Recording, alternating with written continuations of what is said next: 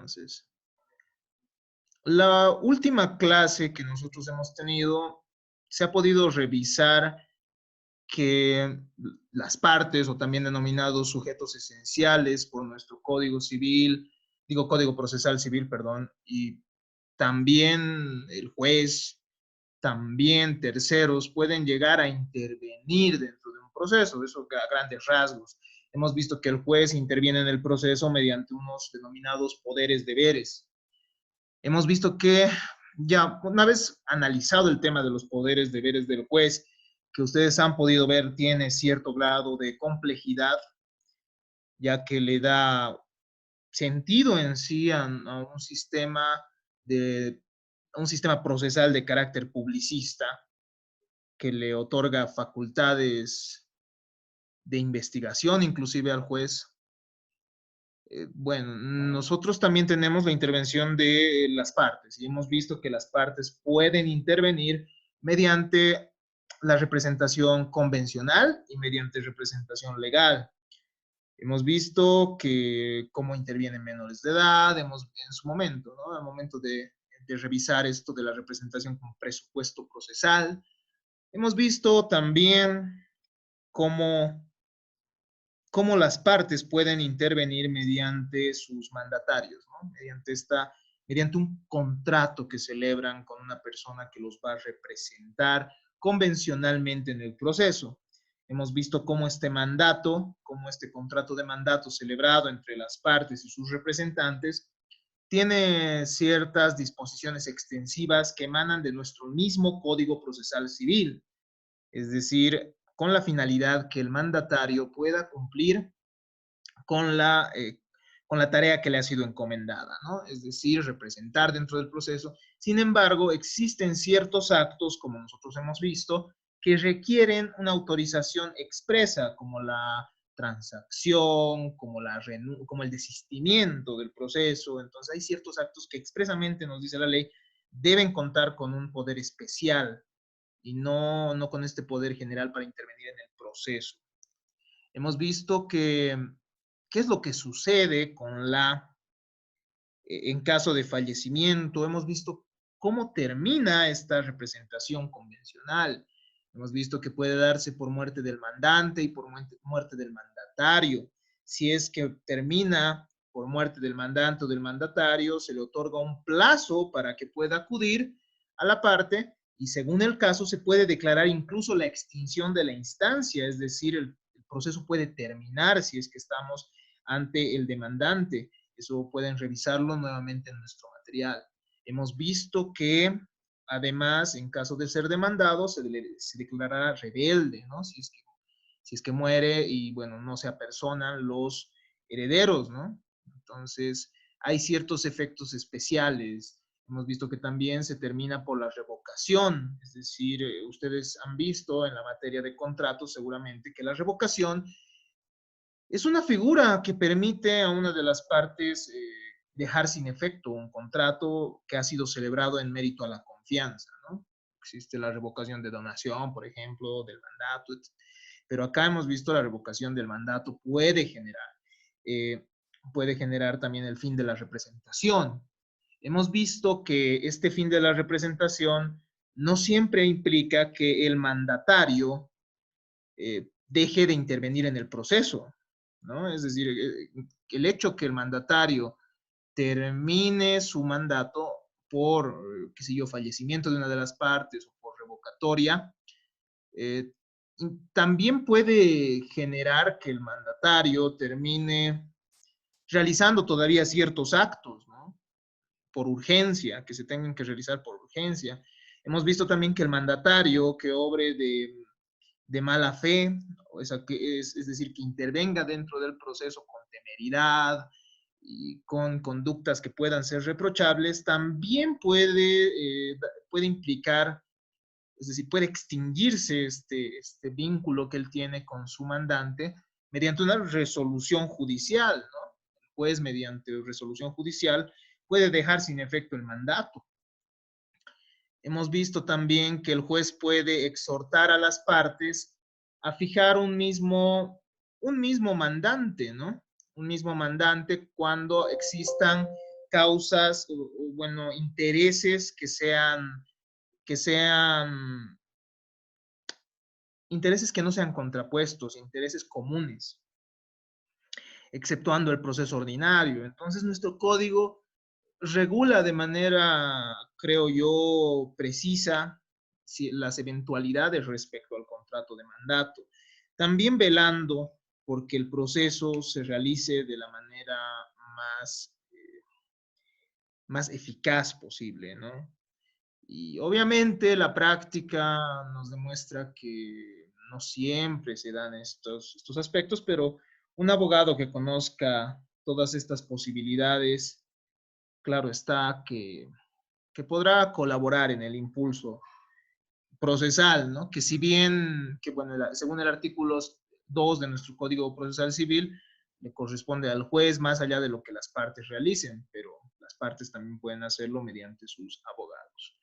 Ahora corresponderá analizar la complejidad que se pueda dar respecto a las partes, ¿no? Cuando el demandante o el demandado son más de uno, nosotros vamos a estar ante una figura que se llama el litis consorcio, ¿no? Ya que hemos visto la representación, ya que hemos visto cómo interviene el juez en el proceso, ahora nos corresponde establecer qué sucede, ante qué figura estamos y qué tipos de litis consorcio existirán, ¿no? Ante qué figura estamos cuando hay pluralidad de demandantes o pluralidad de demandados y qué es, qué consecuencias puede generar, qué clases de litis consorcio hay, ¿no? Este es un tema un poco más simple tal vez que las consecuencias que ya hemos visto, nosotros que hemos podido ver el llamamiento en cierto, no, recién nos toca ver también el llamamiento, ¿no? De terceros. A ver, pero que hemos visto cómo las reglas del mandato terminan siendo, en ciertos casos, algo complejas.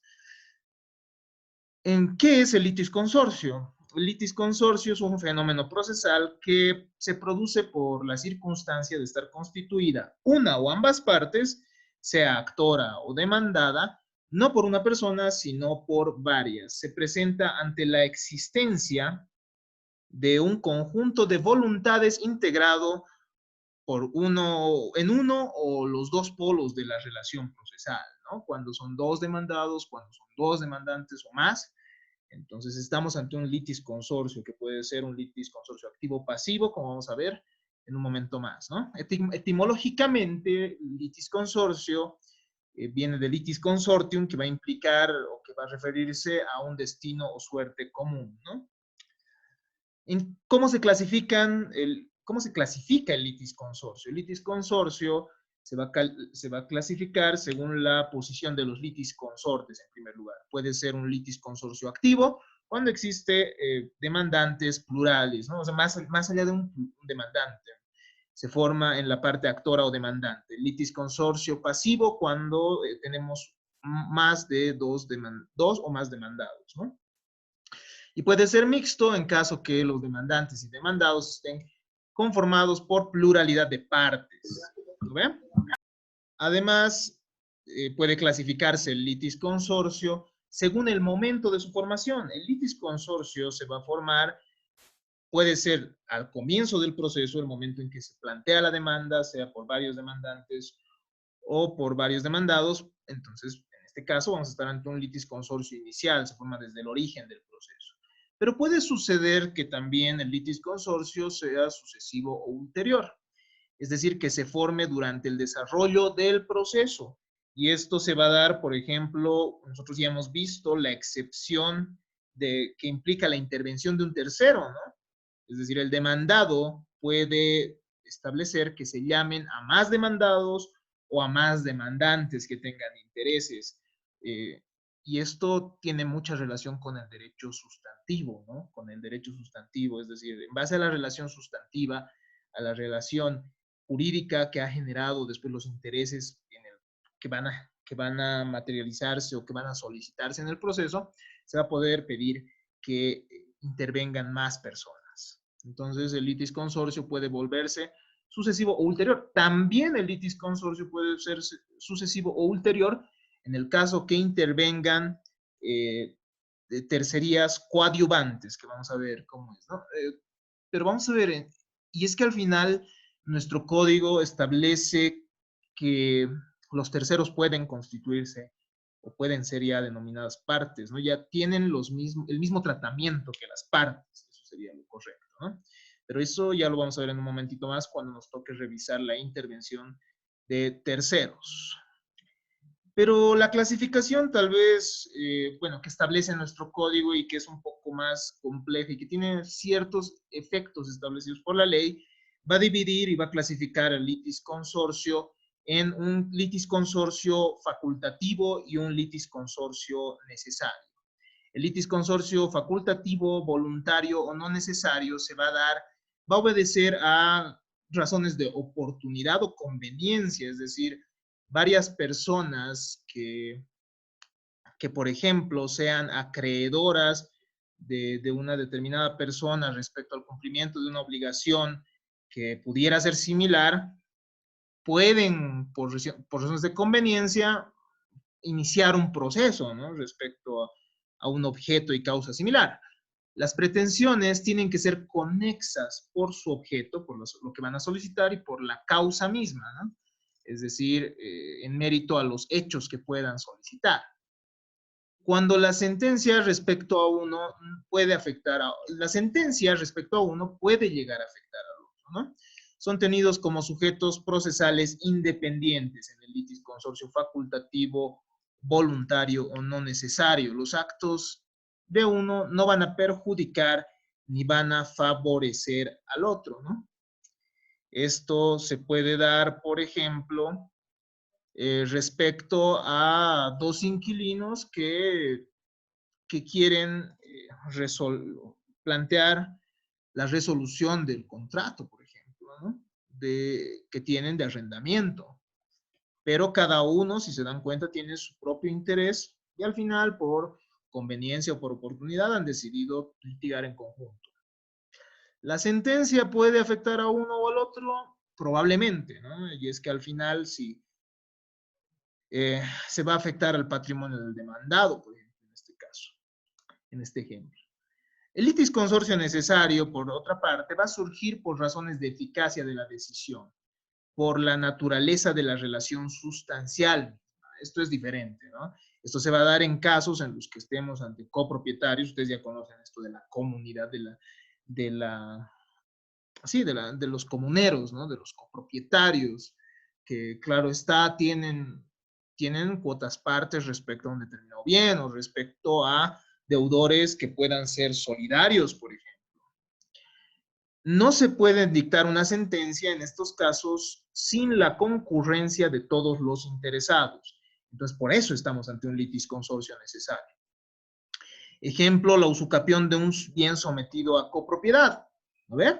Si es que una persona plantea una usucapión sobre un bien que tiene 6 copropietarios, entonces lo lógico es que se notifique a todos los copropietarios que son propietarios del todo, solo que tienen acciones y derechos que determinan cuáles son los gastos que tienen que realizar y cuánto de frutos ellos perciben. Los actos de un litis consorte alcanzan al resto mientras les sean favorables, pero los actos, la disposición del derecho en litigio depende de todos. Eso es algo importante, ¿no? Si uno va a disponer el derecho y va, qué sé yo, a transar, va a conciliar, requerirá de la venia, de la aceptación del resto.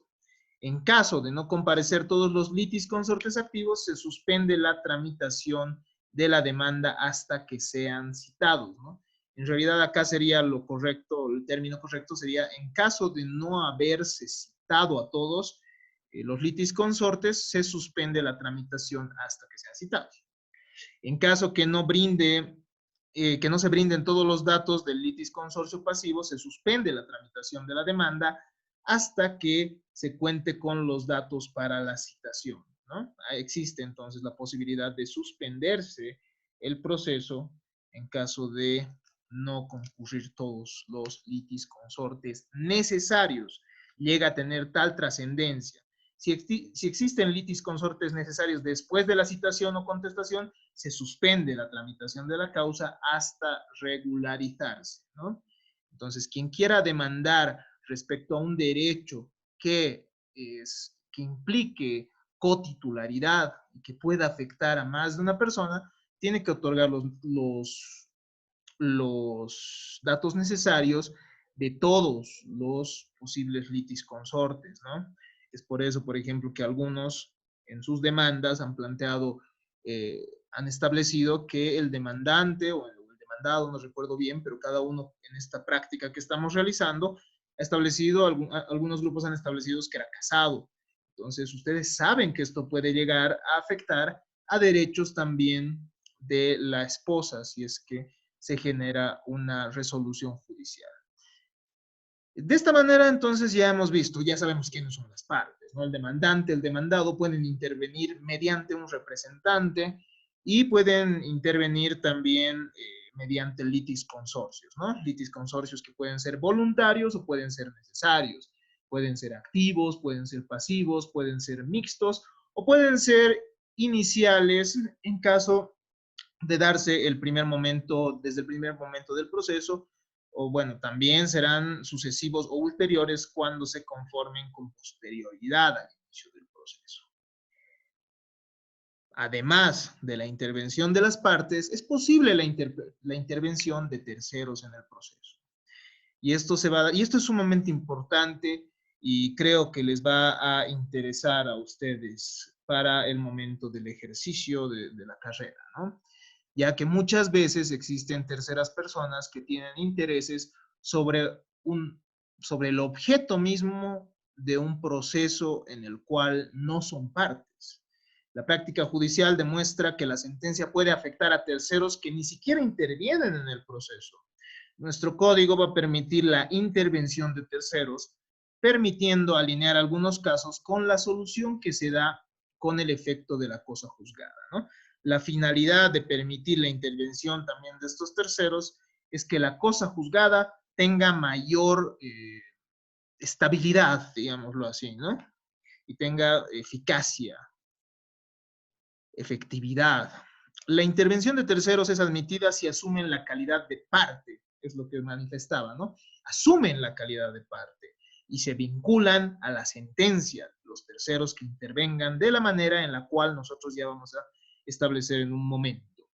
Terminan entonces siendo vinculados a la sentencia y la sentencia termina siendo una norma para ellos, ¿no? Una norma particular, no solo para las partes, sino también para los terceros que han intervenido. Estos tienen que acreditar al momento de intervenir en el proceso un interés legítimo sin que su actuar suspenda o retrotraiga el desarrollo del proceso, exceptuando, claro, lo que establezca la ley, ¿no? Si es que de verdad ha existido un vicio de nulidad o si es que efectivamente estas partes tenían que haber sido llamadas desde un principio, probablemente pueda retrotraerse. Sin embargo, la regla es que ante la intervención de terceros no debe retrotraerse el proceso y debe proseguir, ¿no? El juez puede suspender la tramitación del proceso por 30 días para citar a personas que podrían resultar perjudicadas. Esto también está establecido en nuestro Código Procesal Civil. Ahora veremos qué clases de intervención de terceros establece nuestro Código Procesal Civil. Tenemos dos básicamente, ¿no? La voluntaria y la forzosa. Debido a que nuestro esquema era grande, hemos dividido en dos este mapa conceptual, perdón. Este mapa conceptual va a ser, esta primera diapositiva se refiere a la intervención voluntaria de los terceros y la siguiente a la intervención forzosa, es decir, existen ciertos casos en los cuales la autoridad judicial podrá llamar a terceros a que intervengan de manera necesaria dentro del proceso. Revisemos entonces la intervención voluntaria o no provocada, es decir, aquella por la cual los terceros intervienen en el proceso por su propia iniciativa. Es así que nosotros tenemos las tan famosas tercerías, que tienen un trámite también establecido en nuestro código y que tienen que presentarse con las mismas formalidades de una demanda, ¿no? Contra las partes del proceso, que están dentro del proceso. Tiene que plantearse entonces una tercería con las mismas formalidades de la demanda. Acá solo vamos a ver qué tipos de tercerías hay. Después ya vamos a ver cómo se va a tramitar esa tercería en el proceso. La tercería puede ser de dominio excluyente, de derecho preferente, y la tercería coadyuvante, ¿no? En la cual que puede ser simple o litis consorcial. Además tenemos ciertas participaciones de terceros establecidas en nuestro código, como la oposición a un embargo de bienes muebles y la apelación que puede darse por un tercero. Pero verán, vayamos revisando qué implica cada uno. La tercería de dominio excluyente se va a aplicar o va a ser procedente en caso que el tercero alegue un derecho positivo y de existencia cierta en todo o en parte sobre el bien o derecho que se dispute en un proceso pendiente, ¿ya? Es decir, las partes se están dilucidando, por ejemplo, un mejor derecho propietario o están dilucidando una acción negatoria sobre un bien que en realidad había pertenecido a una tercera persona, ¿no? Y con la finalidad que esa cosa juzgada no genere efectos que puedan resultar perjudiciales a este tercero, no hay mucho más, ¿no? Muchas veces las partes realizan procesos en colusión, con colusión, es decir, acordando para tener un título que les faculte a tener derechos sobre ciertos bienes. Entonces existe muchas veces el fraude procesal, incluso es un tema importante que se desarrolla en la doctrina. Entonces, y bueno, hay muchas eventualidades más, ¿no? El momento que se está rematando, por ejemplo, un bien de una persona que no es, bueno, se está rematando el bien de una persona que ni siquiera ha intervenido en el proceso, ¿no? Puede existir dicha posibilidad. ¿Por qué? Muchas veces, ¿y por qué sí puede suceder esto? Porque para empezar el registro de catastro no siempre está actualizado. Es decir, este registro que tiene todas las extensiones, toda la planimetría de los bienes de los privados, etcétera, no siempre está bien delimitado, ¿no? Entonces, un tercero que está viendo que el objeto de un proceso ajeno, en el cual no interviene es de su propiedad, puede intervenir planteando la tercería del dominio excluyente. Lo que busca es excluir las pretensiones de otros sujetos. También tenemos la tercería de derecho preferente, ¿no? Esto se va a dar ante lo que ustedes han visto. Ustedes han visto los privilegios y la preferencia de las obligaciones, ¿no? Ustedes han visto que esto obedece muchas veces a, primero en el tiempo, primero en el derecho, es decir, al derecho registral que haya, acuñado, o bueno, que haya registrado con anterioridad un determinado derecho, o que exista una deuda hipotecaria por encima de una deuda que tenga a un acreedor quirografario. Eso ya ustedes lo conocen, ¿no? Entonces, quien plantea la tercería de derecho preferente, lo que va a alegar es que tiene un derecho de crédito privilegiado o preferencial respecto de la parte demandante, ¿no? Contiene una pretensión de ser pagado antes que la parte actora. Sucede, por ejemplo, puede suceder que el banco esté rematándole el bien mediante un proceso ejecutivo a una persona que a la vez tiene una garantía hipotecaria previa a la garantía, bueno, a la anotación misma y al embargo que haya realizado el banco sobre el bien. Entonces, las personas que tengan un derecho preferente pueden acudir y establecer, bueno, que se remate el bien, pero que primero se me pague a mí, ¿no? Esa es la tercería de derecho preferente, diferente, ¿no? A la tercería de dominio excluyente, que busca que se excluya un bien que pertenece al tercero. Tenemos además la tercería coadyuvante, ¿no? Como lo dice, lo que tiene como finalidad ayudar, coadyuvar. Puede ser simple, ¿no? O puede ser litis consorcial. La tercería coadyuvante simple implica la defensa de intereses que no sean directos, sino a intereses directos que puedan realizar afectados por la sentencia, ¿no? El tercero que interviene es aquel que indirectamente puede verse perjudicado por la sentencia, no directamente. La sentencia no se pronuncia sobre su situación, pero le afecta. Solo puede plantearse en primera instancia hasta la audiencia preliminar.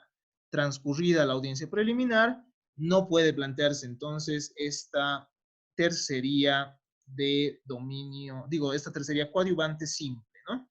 Solo puede plantearse en primera instancia hasta la audiencia preliminar. Además, no es parte del proceso, es solo un auxiliar de quien está ayudando, ¿no? Esto es importante, esta sería una excepción, ¿no? Nosotros habíamos manifestado hace un momento, la intervención de terceros es admitida si estos asumen la calidad de parte, pero en este caso, en la tercería coadyuvante simple, nosotros vamos a estar ante un caso en el cual simplemente está colaborando porque sus intereses pueden verse afectados, ¿no? Puede ser el caso de un inquilino, o bueno, de un anticresista que tiene eh, que tiene la persona demandada de reivindicación, por ejemplo. Tenemos además la tercería coadyuvante, litis consorcial. En esta sí existe intereses, ¿no?, que puedan afectar al tercero. Lo que se busca es defender intereses propios, lo que busca entonces es la defensa de intereses propios que le hubieran legitimado a ser parte desde el principio del proceso. Está legitimado como demandante o demandado y puede presentarse inclusive ante el tribunal de apelación, ¿ya? Esto puede plantearse incluso ante la sala civil del tribunal departamental, cuando la resolución se encuentre recurrida de apelación, por el recurso de apelación, ¿no? Entonces, en este caso va a existir una tercería coadyuvante litis consorcial en caso que el tercero debió haber sido desde un principio demandado o demandante, ¿no? Desde un principio. Tenemos además, dentro de las intervenciones de los terceros, a la oposición a un embargo de bienes muebles, ¿no? Bienes muebles. Esta se va a plantear en vía incidental antes de que se apruebe el acta de remate. Lo que pasa en estos casos es que se presenta quien alega ser propietario de un bien mueble, no lo olviden, y alegar ser detentador a nombre del ejecutado o tener derecho sobre la cosa embargada. No se suspende el embargo, pero se respeta el derecho del tercero, ¿no? Eso es algo sumamente importante.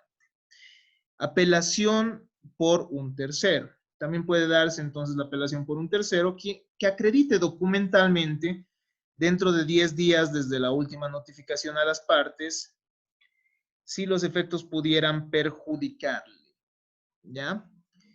Puede plantearse entonces la apelación por un tercero dentro de los 10 días de la última notificación que se hubiera realizado a las partes, ¿no?, con la sentencia, para poder intervenir en el proceso, apelando también a la resolución y reitero, siempre adjuntando la documentación que demuestre que este tercero tiene o pudiera perjudicarse con la emisión de la sentencia.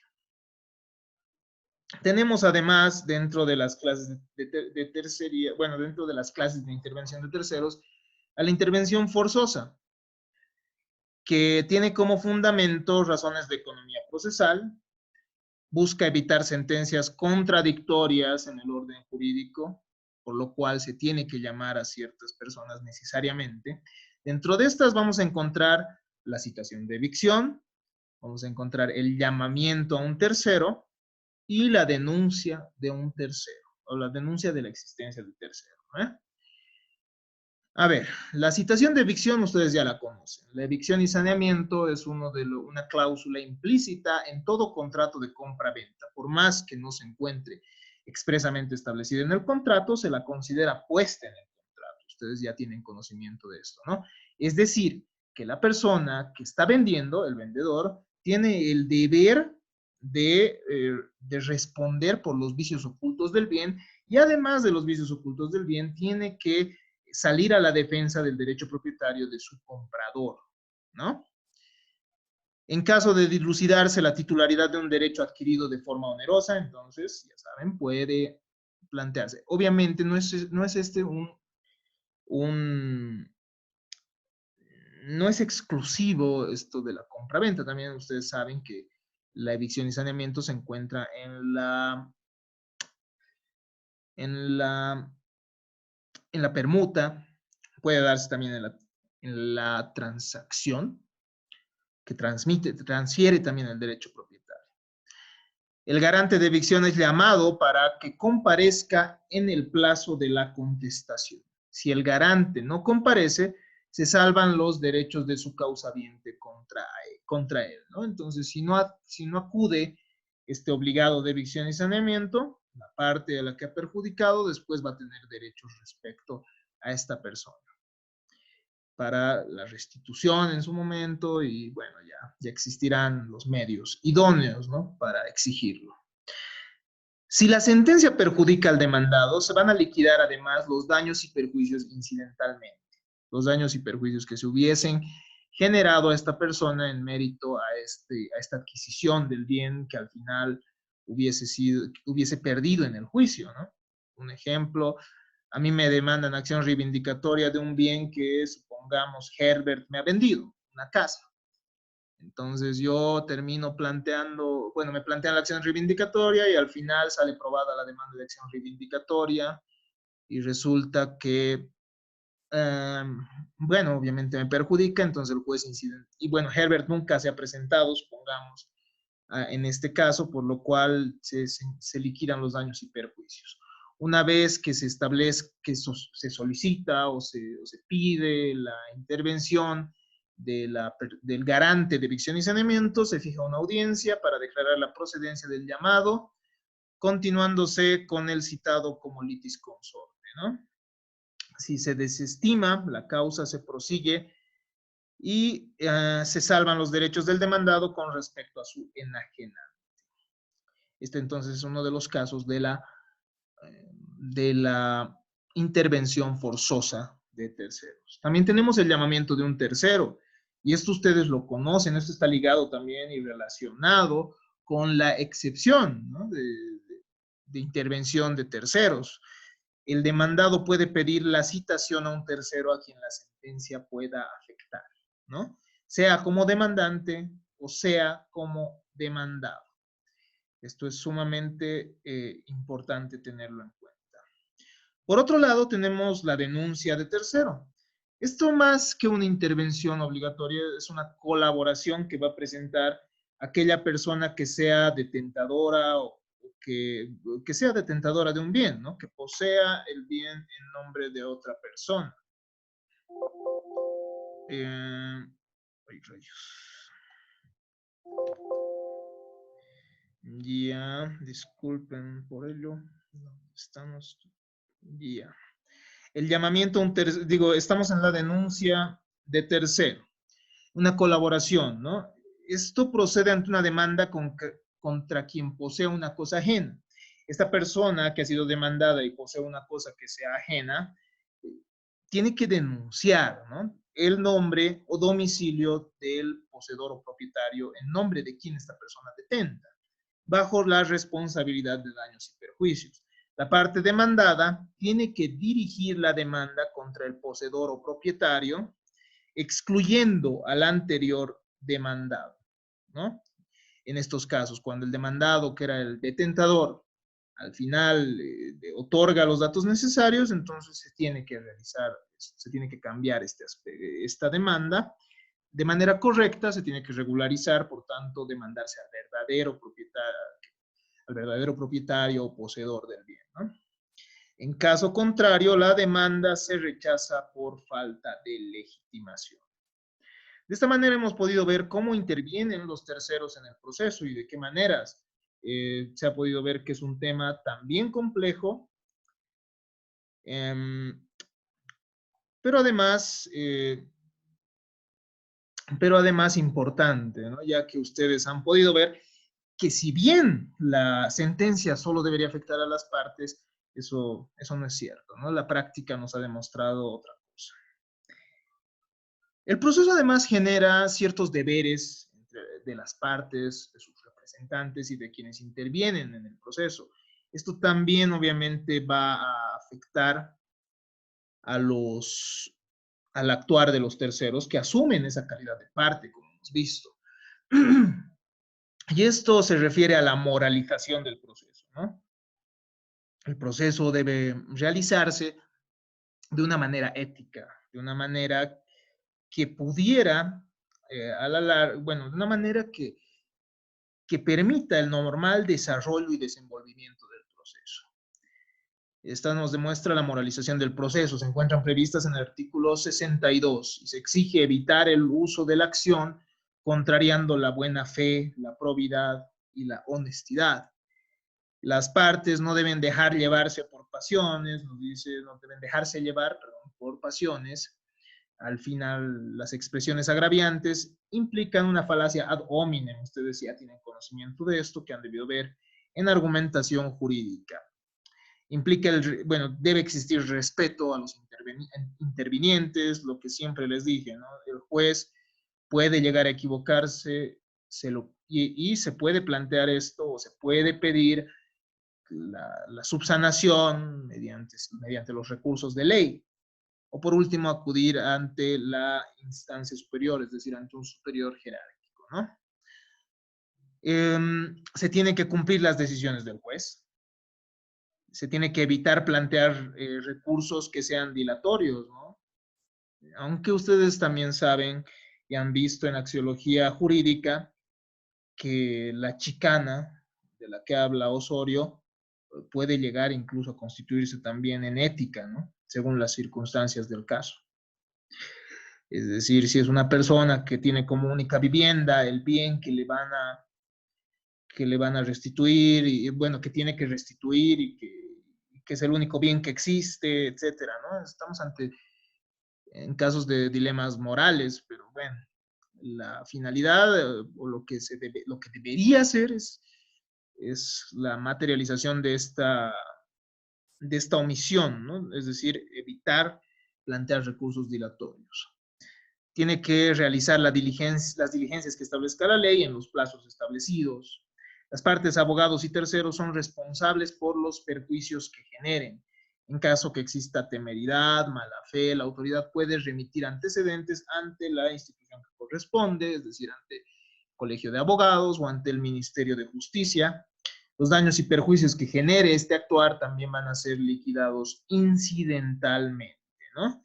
Incidentalmente implica que es un procedimiento pequeño ajeno al proceso principal, ¿no? Que tiene sus fases. Los actos temerarios son enumerados expresamente en el artículo 65 de nuestro Código Procesal Civil. De esta manera hemos concluido esta parte y espero que haya quedado lo más claro posible.